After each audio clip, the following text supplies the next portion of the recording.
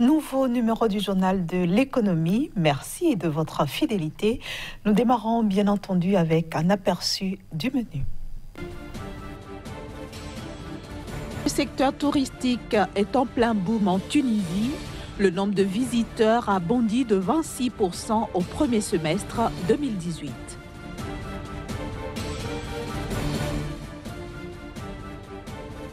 Ouverture d'un nouveau réseau de trains légers à Abuja au Nigeria. Il vise à désengorger la ville.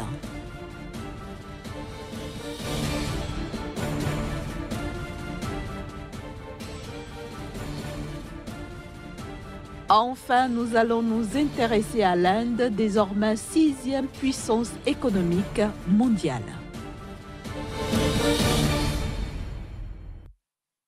La Tunisie a reçu quelques 3,2 millions de touristes durant le premier semestre 2018, ce qui représente une hausse de 26% par rapport à la même période de 2017, selon des données rendues publiques le 11 juillet dernier par le ministère du Tourisme. Ce nombre dépasse même les 2,9 millions enregistrés au cours des 6 premiers mois de 2010, année de référence pour le tourisme tunisien, ce qui dénote d'une reprise marquée du secteur touristique après plusieurs années de vaches maigres consécutives aux troubles politiques et sécuritaires qui ont sévi lors de la révolution de 2011. Et puis une croissance économique de 3,1% en 2018 et 2,9% en 2019. Voilà les prévisions du Haut Commissariat du Plan pour le Maroc. L'organe national de la planification économique au Royaume chérifien estime que le secteur agricole devrait évoluer sous de bonnes perspectives en 2018, malgré le retard des précipitations qui a caractérisé le début de la campagne 2017-2018. Cet organe estime la récolte de céréales à 98,2 millions de quintaux durant l'actuelle campagne, en augmentation de 23% par rapport à la campagne précédente. En ce qui concerne le déficit commercial, il passera de 17,9% du PIB en 2017 à 18,5% en 2018 et 18,7% en 2019. Le déficit budgétaire devrait, quant à lui, atteindre 3,9% en 2018 et 3,6% en 2019 contre 3,4% en 2017. Quel pays occupe désormais le rang de 6e économie mondiale? Tout porte à croire que ce titre a été ravi à la France. En effet, selon un classement dévoilé par la Banque mondiale, c'est l'Inde qui se positionne aujourd'hui comme la 6e puissance mondiale. Exit la France, place à l'Inde, avec un produit intérieur brut de 2,597 milliards de dollars en 2017. L'Inde, qui est considérée comme une puissance économique émergente, a ravi le rang de la 6e économie mondiale à la France, dont le produit intérieur brut s'est élevé à 2,582 milliards. L'Hexagone se place ainsi désormais au 7e rang mondial. Selon la Banque mondiale, qui a rendu public ce nouveau classement, l'ascension de l'Inde ne devrait pas s'arrêter en si bon chemin.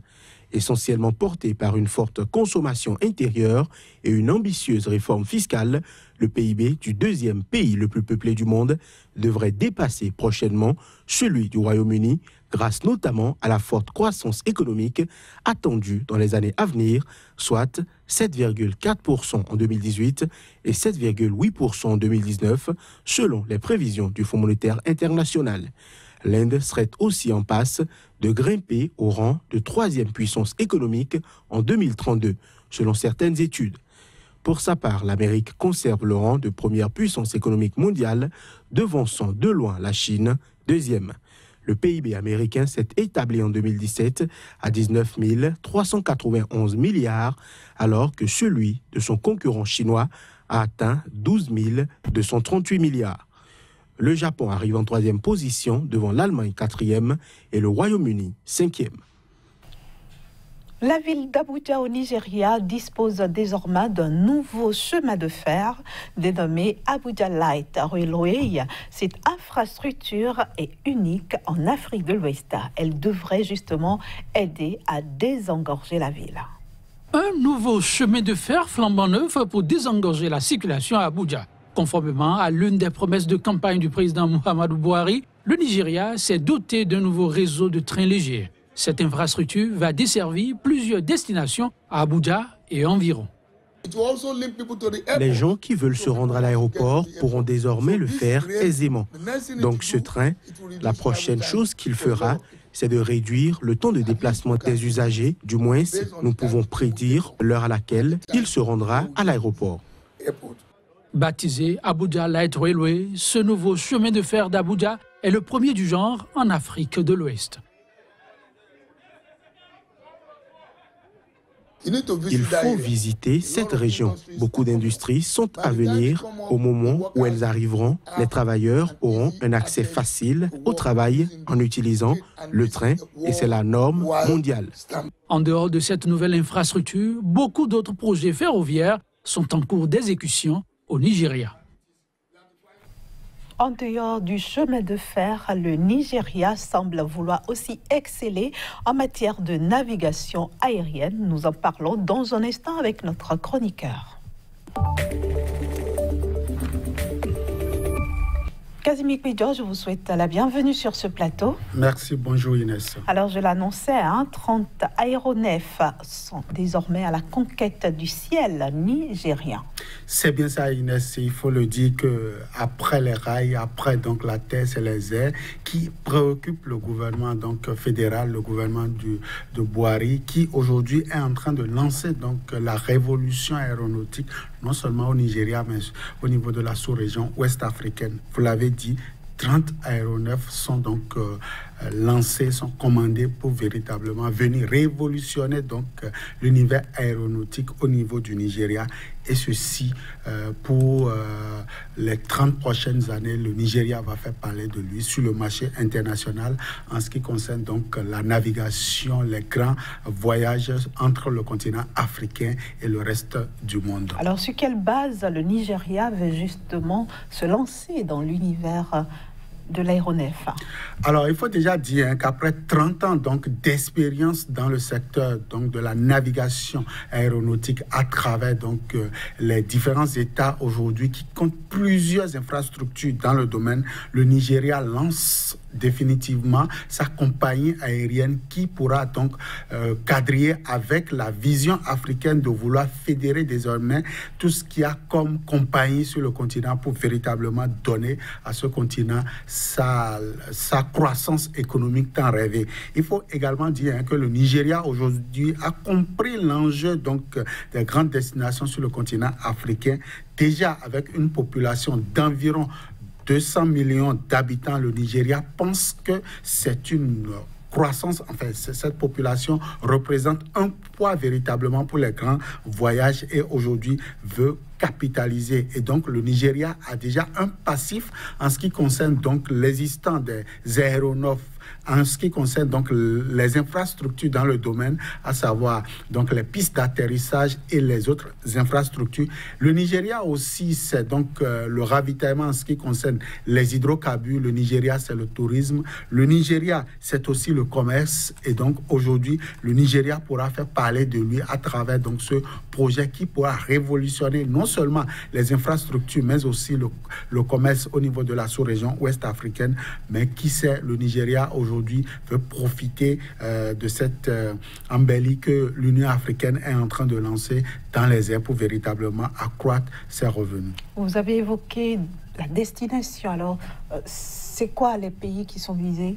Alors déjà, le Nigeria a déjà quadrillé le terrain au niveau donc fédéral à travers ses États. Et aujourd'hui, les grands pays comme la Côte d'Ivoire, comme le Burkina Faso, comme le Bénin, mais aussi les autres pays comme l'Afrique du Sud et bien d'autres l'Algérie, la Tunisie sont donc envisagées en termes d'innovation pour cette compagnie. Mais au-delà de ça, le Nigeria veut aller à la rencontre des pays comme la France, comme la Grande-Bretagne et pourquoi pas comme la Chine. Et déjà, le Nigeria a signé des accords avec le constructeur américain Boeing qui, ensemble avec un autre partenaire américain, vont investir environ 20 milliards de dollars dans le secteur pour véritablement accompagner cette dynamique donc du président Buhari. Il faut le dire, le Nigeria aujourd'hui, c'est quand même une puissance qui, en 2017, a vu son économie s'effriter pour la simple raison que le Nigeria basait toute sa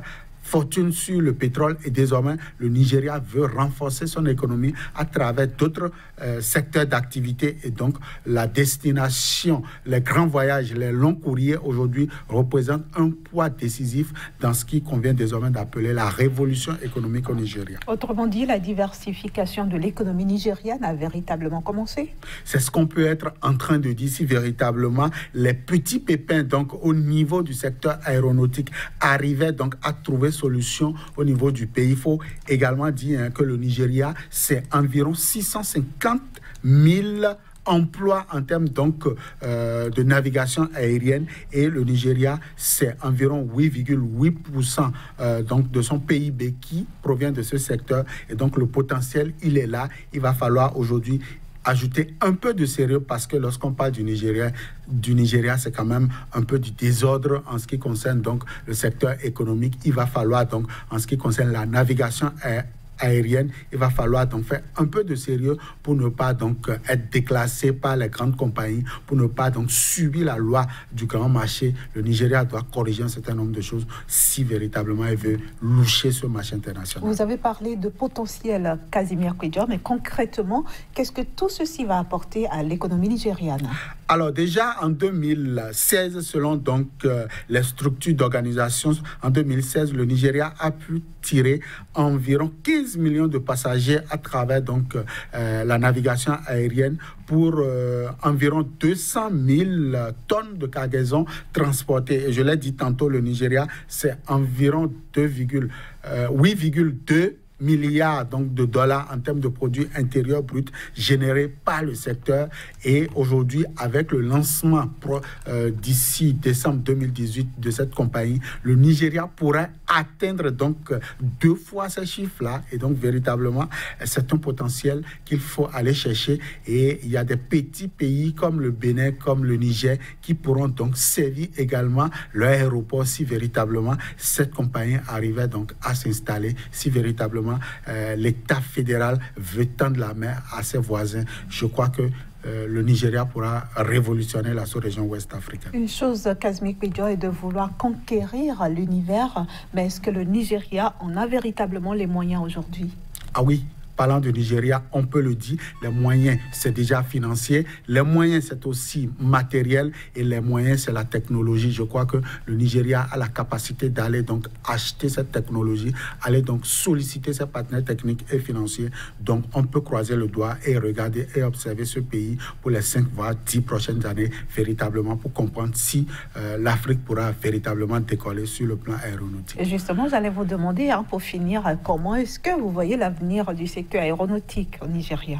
Si les grandes compagnies étaient un peu conciliants avec le continent africain, je crois que l'avenir du continent est aussi dans la navigation aérienne et les compagnies sur le continent doivent fédérer pour véritablement aller chercher cette cagnotte sur le marché international. Vous voulez faire renaître Air Afrique? C'est pas possible selon donc la lettre de décès donc de cette compagnie, mais on peut faire mieux que Air Africa. Beaucoup de pays envisagent aujourd'hui fusionner leurs actions et d'ailleurs c'est l'un des points véritablement de l'Union africaine si le continent veut véritablement profiter donc des avancées de ces 10 prochaines années. Merci beaucoup Casimir Kouédior, merci pour toutes ces explications.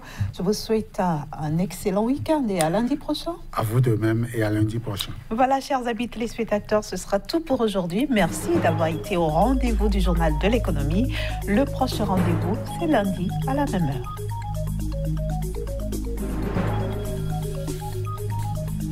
Ce type-là